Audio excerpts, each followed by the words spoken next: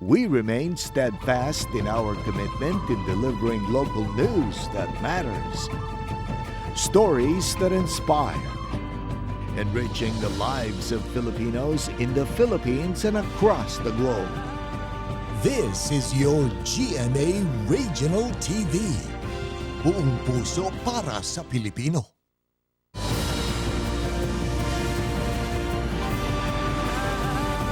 Ito ang GMA Regional TV, One Mindanao.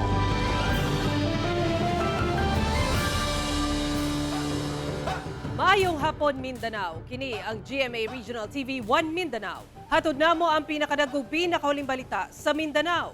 Ako si Sara Hilomen Velasco, live gikan dinhi sa GMA Davao Complex. Cyril Chavez, live gikan dinhi sa GMA Cagayan de Oro Station.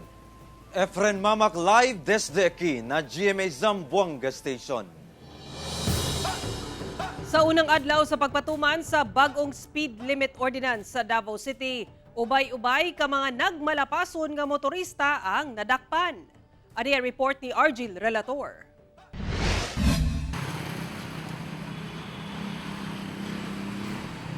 Gamit ang ilang speed gun, buena manong gipara sa enforcers sa Davao City Transport and Traffic Management Office sa Carlos P. Garcia Highway o Diversion Road kining usa ka tanker tungod ni sobra ang speed sa sakyanan ni ini. Inay 40 km per hour, 50 km per hour ang dagan ni ini. 60 km per hour lang sab dapat ang maximum nga dagan sa mga light vehicle o motorsiklo, samtang 40 km per hour ang trucks, buses o passenger vans sa maong parte sa dalan. Kaya siya sir, citation ticket. Itong mag-ordinance ito ha. Natay first offense, second offense. Saka sa license. 1 month na ito nagpaibalo, sir. Kami na, 1 month na ito nagpaibalo, ani ha. Depensa sa driver.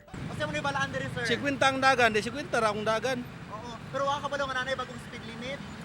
Wala po ko ka kuan, wala po ka balo lagi nga kuan, 50 ba naka-marking dito. Oo. Pero wala ka ba daw 40 na dapat? No, wala ko balo. Tungod kay downhill o pabahada, 40 km per hour lang dapat ang dagan sa mga truck nga moagi sa maong highway o dili 50 km per hour ay alang lang kana sa pasubida. Nadakpan sab kining taxi. Actual speed ni mo sir is 57 kilometers per hour. No, 60 naman ang 40 kph. Okay sir. Yung dati natin sir is 60 kph. Pero natay bagong City Ordinance 0270-23. Mao to siya i-implement karon. Kung nabago man, kay ang among pagkaintindi talaga dati dito mauni, pasailuhan ang good kami. Kay kung nabago man, total bagong implementation natin. Yes, sir. Ang implementation, atong pagpahibalo pa lang daan sir is 1 month na. December 11 until January 10. Wala sab kalusot kining van nga 71 km per hour ang dagan. First time ni mo maagi din eh? Agi na good sir, kaya na good. Pero ano kusugay mo dagan? Balo good sir.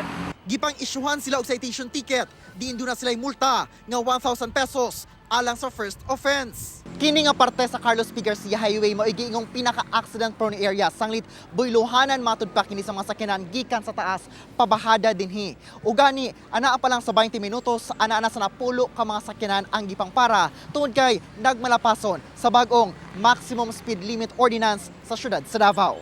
Gawa sa mga nagmalapason sa speed limit, gipang dakop-sab ang mga bao-bao o tricycle nga miagi sa National Highway.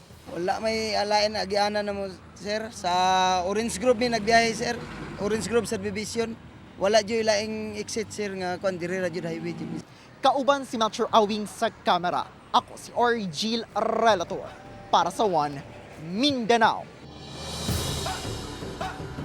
Kiilang top 9 sa Northern Mindanao Regional Drug Watch List sa PNP ug PDEA nadakpan sa Cagayan de Oro City Drug Enforcement Unit atol sa gilusad nga bypass operation. Ani ang report.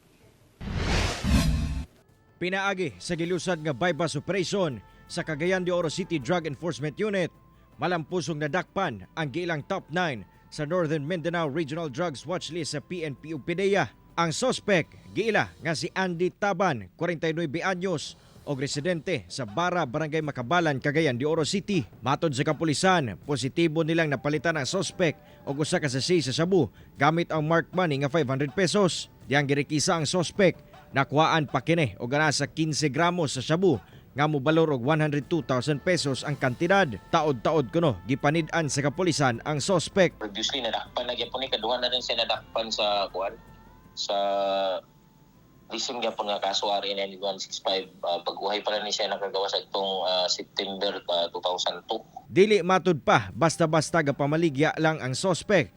Nagkadaiya sab ang mga parokyano niini nga sagad nagpuyo sa syudad. Ginalihok karon sa otoridad nga mo-kooperar ang suspect aron makuha sab ang mga parokyano niini. Di na mo sa panawagan no until tong mga drug personalities nga until karon continuous gyapon pag-engage sa ning illegal drugs sa undangin na gininyo kay maabot ra gid ang panahon nga madakpan mo. Ako si Cyril Chavez para sa One Mindanao. Hitsas na ang plano alang sa seguridad sa fluvial procession nga kabahin sa 46 Parochial Fiesta sa Santo Niño de Bula Parish sa General Santos City. Ano yung report ni Justoni Humamil? Andam na ang Coast Guard District Southern Mindanao sa pagsiguro sa seguridad sa fluvial procession nga kabahin sa 46th Parochial Fiesta sa Santo Niño de Bula Parish sa General Santos City karong January 15 adlang Lunes. Gisiguro sad nila nga paigo ang ilang mga personahe nga magbantay sa seguridad sa prosesyon. Gani, anaasab ang presensya sa ilang 44-meter vessel alang sa pagpatrolya. As estimated, we have a total of 50 to 70 personnel to be augmented in the said event. We'll also have our 44-meter vessel to conduct maritime patrol para ma-ensure itong orderliness nitong fluvial procession natin.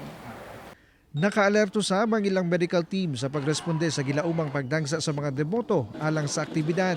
We'll have our medical teams on standby alert in case of emergency. We'll have also our K9 teams to panel on the said event and to conduct security.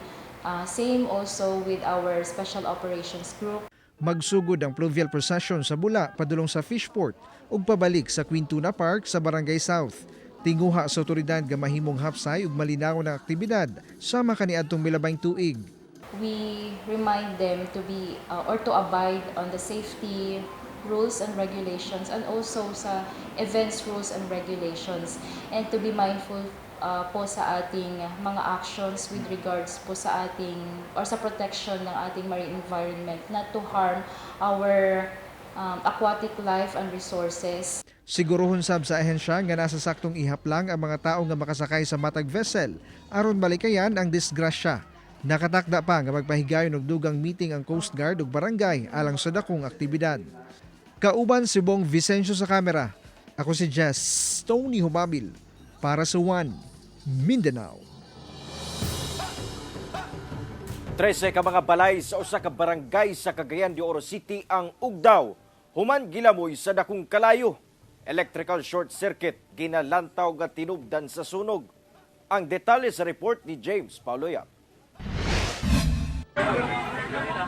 Miulbo ang dakong sunog sa Gumamela Street, Barangay Carmen, pasado alas 8 sa gabi adlaw Miyerkules.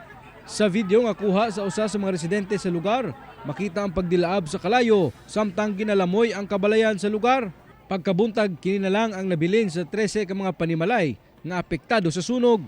Mga haligi o pipila ka mga atop na lang ang makita sa lugar. Sumala sa mga residente nga sa taas nga bahin sa panimalay sa pamilyang Beronio nagsugod ang kalayo. Butang nga gikumpirma sab ni Lola Benedicta Beronio kinsa tag-iya sa maong balay. Ang ako lang yun nakita yun nga gano'n na may nagpisik-pisikin na murag kalayo. Di nanaw ko silingan no.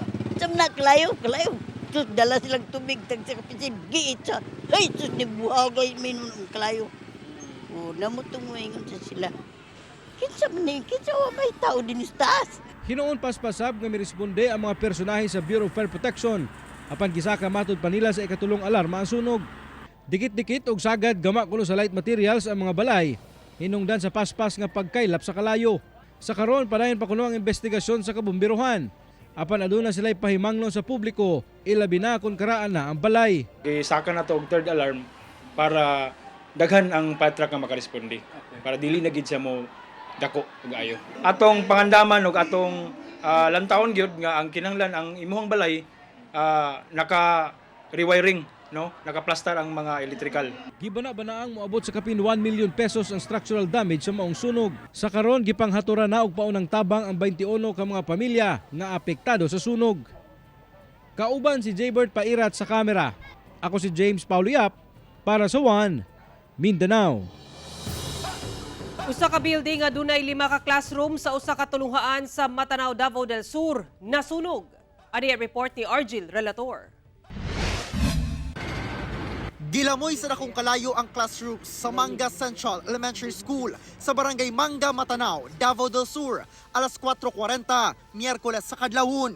Sumala sa BFP Matanao, mikanit na ang kalayo sa classrooms, diyang ilakining naabtan. Nakita na mo ang kalayo sa may left side, actually nasa tabok sa Picas building. So, mo to game mo na mo nag-cover exposure mi mo ang basa og una atong building nga yang tabukonon. So dito ni na-concentrate and then nanawag ko ning backup.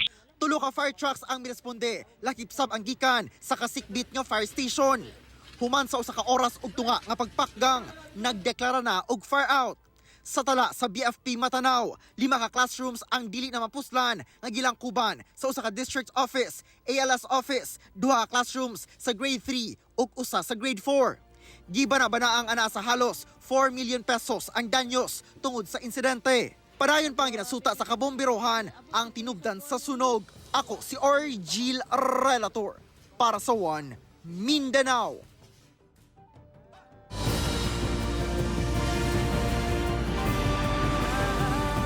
Ito ang GMA Regional TV, One Mindanao.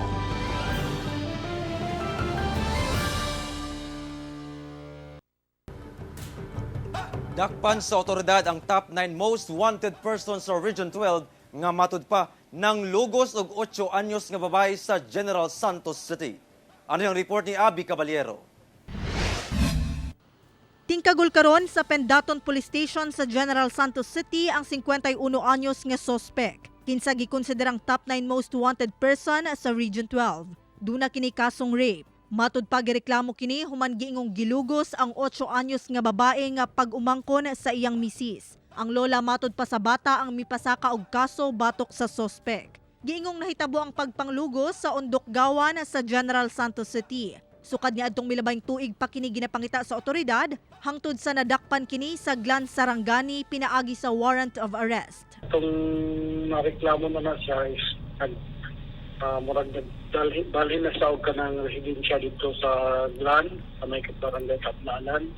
So katong nagawas ang niyang warrant, atong monitor na po sa dito nato siya nadakpan. Gipanghimakak sa sospek ang alegasyon batok kaniya. Depensa niini suod matud pa sila sa biktima og posible matud pang nahatagan lang og mali siya. Dili to tinuod, wala na ko gilabtan. Katong paghawa na ko diha, mo na to hitabo, gikuan na ko nila. Gibuhatan na ko nila istorya. Ang hangyo lang unta na ko sila, kuan lang ang kaso ba kung isitel lang gud. Sumala sa otoridad, desidido ang banay sa biktima sa pagpasaka og kaso batok sa sospek. Kauban si Gary Balantay sa kamera. Ako si Abby Caballero para sa One Mindanao. Naalarma ang ubang mga residente sa posibleng kriminalidad dihang gipuy-an na matud pa og mga individual ang ilawom nga bahin sa tulay nga anaa sa sentrong bahin sa Zamboanga City. Ani ang atong balitang barangay. Sa usa ka konkretong tulay nga sakop sa Barangay Santa Maria, Zamboanga City, makit-an kining gipang sablay nga mga sanina. Gipanag-iyahan di ay kini sa pipila ka mga individual nga namuyo sa ilawom sa maong tulay. Gibana-bana ang anaa sa 20 ka mga individual, lakip mga menor de edad ang namuyo dinhi ilawom sa tulay. Og ang ilang sitwasyon dinhi nagkinahanglan gayud og pagtagad gikan sa lokal nga kagamhanan. Usas sa mga namuyo mao ang 17 anyos nga si alias Andy. Sumala niya, wala kuno sila'y laing kapuy-an. Kampante rasab sila sanglit, dili man daw bahaunon ang lugar. Wala kaming bahay. Kung matulungan kami ng gobyerno, mabigay kami ng bahay. Nanggalimos kami, tapos nagbili kayo ng pagkain. Sumala sa usa ka residente duol sa tulay, nabala ka sila kay duna matudpay mga individual nga kadudahan ang lihok. Nalikot din noche si kisila kito, sali sa puiray nay uno-uno, hindi honest tayong kansa. Tan muda sa abla to sexy gayod, nanusayta ko sa sila yan tan rugby. Mga especially mga bata. Hinuon nangayo na og tabang ang barangay sa lokal nga kagamhanan. Any moment, trunk kaya gani gayod. So, alam mo yung short meeting ko na CSWD pati un social work. Kosa kita ko na sa PDS. So, para pwede gat ko na si once and for all. No? Saka ko na man transfer yan na kulyanan. Nang hinaot sab ang barangay nga maaksyonan kini sa labing daling panahon aron sab mapakgang ang mga posibleng kriminalidad sa maong lugar. Pwede kami mira ali home, prostitution, ni ali mga paradenarials de allegedly mga drug shabu, istorya gayot LL para na syudad. Kauban si Sim Romero sa kamera. Ako si Efren Mamak. Para sa One Mindanao. Kapin 6 million pesos sa illegal nga droga ang nakumpiska sa PDEA Barm atol sa ilang drug operation sa Maguindanao del Norte. Sospek nakaikyas. Samtang dakpan ang duha ka lalaki sa Dato Odin Sinsuat sa Maguindanao del Norte gihapon tungod sa pagdala og illegal nga armas ug ingong shabu. Mukabat sa usa ka kilo sa gingong shabu nga nagkantidad og 6.8 million pesos ang nakumpiska sa otoridad atol sa bypass operation sa Sultan Mastura, Maguindanao del Norte. Batok sa lalaki nga nailang si alias Dats. Atol sa operasyon, matikdan matod pa sa sospek nga pulis ang katransaksyon niini. Nakigpino sila ipamatod pa kini sa kapulisan hangtod sa nakaikyas kini. Pasakaan gihapon kini og kasong paglapas sa RA 9165 kon Comprehensive Dangerous Drugs Act. Samtang sa Dato Odin Sinsuat sa Maguindanao del Norte, sikop ang duha ka lalaki nga nailang sila si Salman Samama ug Jamel Matavia. Human sila miagi sa checkpoint ug namatikdan sa kapulisan nga duna sila bitbit nga 38 caliber revolver. Diyang girikisa na sarang dunay dala nga usa ka pakete sa gituang shabu ang usa kanila nga nagkantidad og 10,800 pesos ug drug paraphernalia.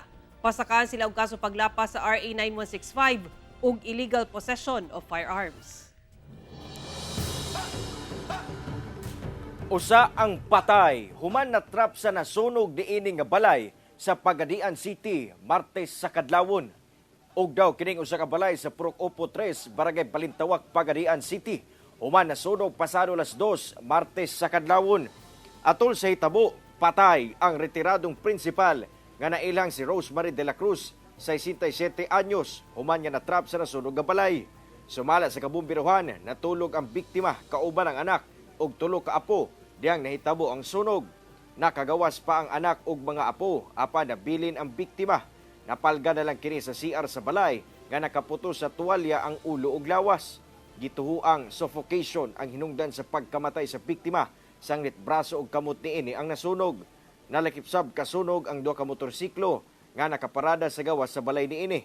Ginasuta pa sa kabumbiruhan ang hinungdan sa sunog.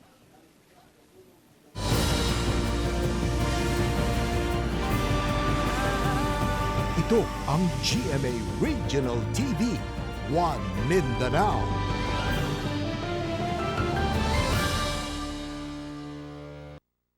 Libuan ka mga isdang tamban ang midagsa sa usa ka pantalan sa Davao City kagabi. Dugang detalye sa report ni Kent Abrigana. Ana, uy! Uy, pamahin mo! Uy, naghana, hala! Wala, nanggana ang isda, kadaghan! Nag-ambak-ambak kining mga isda dinhi sa usa ka pribado nga pantalan sa Panakan, Davao City. Human midagsa ang mga isdang tamban pasado alas 8 Miyerkules sa gabi. Tungod sa kadaghan, kanya-kanya sab og paghakot ang mga trabahante sa buong pantalan. Gani ang uban, gipamarik na lang sa dagat ang isda. Ang ubang namuyo dol sa buong pantalan, nakadawat usab sa maong isda. Para kang rinante kinsan nagpuyo dol sa pantalan. Matawag niya nga blessing ang pagdagsa sa mga isda. Malipay ang taon ni, kay mga mananagat taw, malipay lang dato kay mao man tay mga kuan sa mga mananagat diri. Apan kahadlok ang nabati ni Julie. Pagkabalo niini nga midagsa ang mga isdang tamban. Katong nakakita ko ato gabiin, murag nahadlok jud ko. Unsa na posible nga mahitabo diri dapit sa amo. Sumala sa Barangay Fisheries Aquatic Resources Management Panakan, talagsaon ramatod pa ang pagdagsa sa maong mga isda. Gibutyag usab niini ang mga posibleng rason sa pagdagsa sa mga isdang tamban. Basta breeding time nila, mudaghan, muna mugawas na sila. Kay samtang gamay magkuna sila, nadaghan na isda ito nga dagko, magukod na sa ila. Munang may time nga mato sila sa daplin.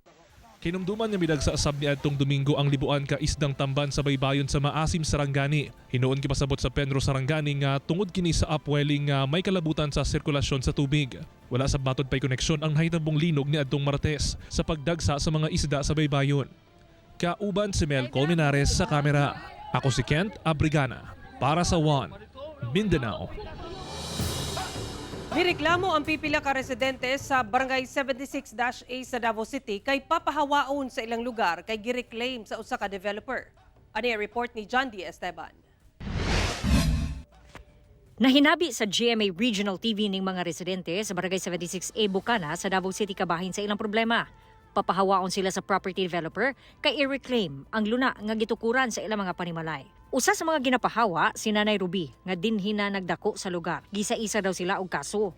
Magpakita po sila og kanang ilahag yung sariling titulo sa lote. Asa mi paingon kung pananglitan demolition mi nila. Ang kadaghanan kanila ginapatawag sa developer alang sa settlement. Hatagan daw sila og 60 square meters nga luna og 20,000 pesos. Si Jingjing nga sukad 1998 pa nagpuyo dinhi, usa sa mga nakigsettle na lang sa property developer kay wala na ikagasto sa kaso og bayad sa abogado. Tapos tabangan por mi sa gobyerno nga dili makuha sa private kani kay nangusog man kaya sila, di ba? Gibarugan sa mga apektadong okupante nga public land ang luna nga buot i-reclaim but pasabot parag iya sa gobyerno. Ito ang Aquino of Justice, dili na unta sila mo receive o mo ang complain kasi i-dismiss naman. Same case for recovery of position. Sumala ni Barangay Kapitan Robert Olan-Olan, kapin 10,000 kamang residente ang maapektuhan.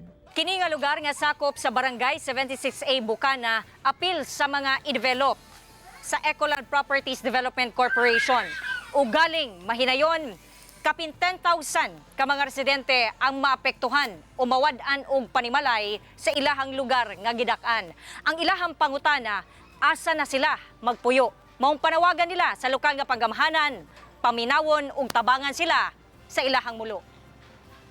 Sa kadugayon namo dire giapuhan na lang ko karon pa sila nag-claim.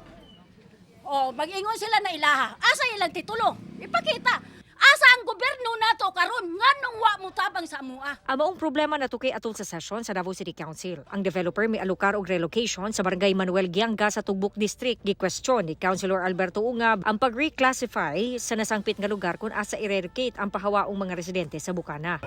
When we convert a certain area into a residential zone, that means it's a residential zone. Why are you converting an agricultural zone into a residential zone when there are no amenities for a residential area? Apan tupag sa representante sa property developer, the land is located along Barangay Road, so there is already an access to the land. This relocation site is meant for those settlers who have already signed a settlement agreement, duly notarized, and half of it duly approved by the court. Once they apply for the PSDP and the preliminary subdivision development permit and development permit, indeed the roads are established as privately owned, we will require them to purchase those roads as a right of way. Gibutyag sab ni Attorney Cariaga nga ana-ana daw sa kapin 900 ang miuyon sa settlement. Willing daw ang mga tao sa barangay constituent sa Codas Cabacan to Times Beach na mudawat na og relocation. Dili gyud na tinuod. Gipang individual filing sila. Unya ilang gipamili ang mga tao nga walay kabang kaagan, walay alam sa apang balaod ug walay kwarta nga ikaher og abogado. Nag-provide na ang barangay og legal counsel alang sa mga apektadong residente. Ipadayon matud pa nila ang pagluso sa ilang mga kaso. Kauban si Jojo Solarte sa kamera. Ako si John D. Esteban para sa One Mindanao.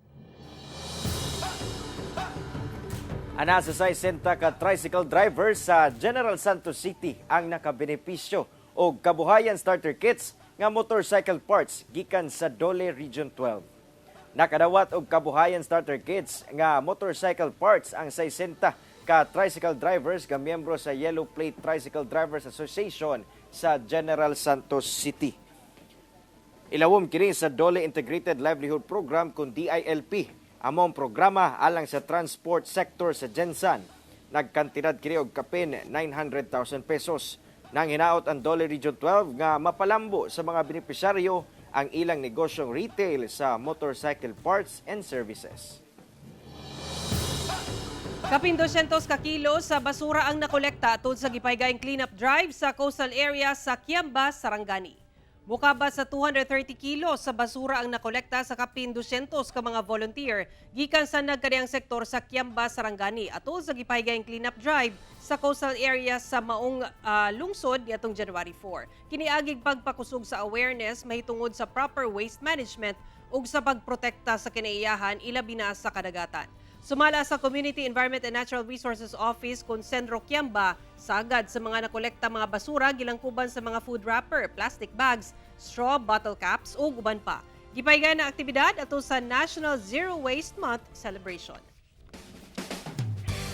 5 ka pulis sa Police Regional Office 9 nga mipakita sa ilang kabayanihan ang gipasidunggan atol sa 30th PNP Ethics Day.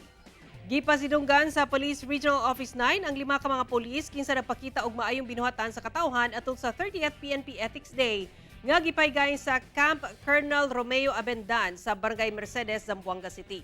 Ang mga pulis mao sila si Police Captain Jova Agustin kinsa mihatag og pahalipay sa kabataan niadtong Pasko, Police Staff Sergeant Abdela Lama kinsa mihatag og first aid sa usa ka naaksidente sa kadalanan, Police Staff Sergeant John Alford Pacanya ug Police Corporal Mo Nur Abdua nga pulos miuli og gamit nga dunay kwarta ug ubang importanteng butang. Ug Patrolman Mary Victory Lorem Lozano kinsa mitabang sa nakuyapan nga estudyante. Ginaegsab sa Dole 9 ang mga kapulisan gupikan sa tahas niini nga pagsilbi o pagprotekta sa katawhan.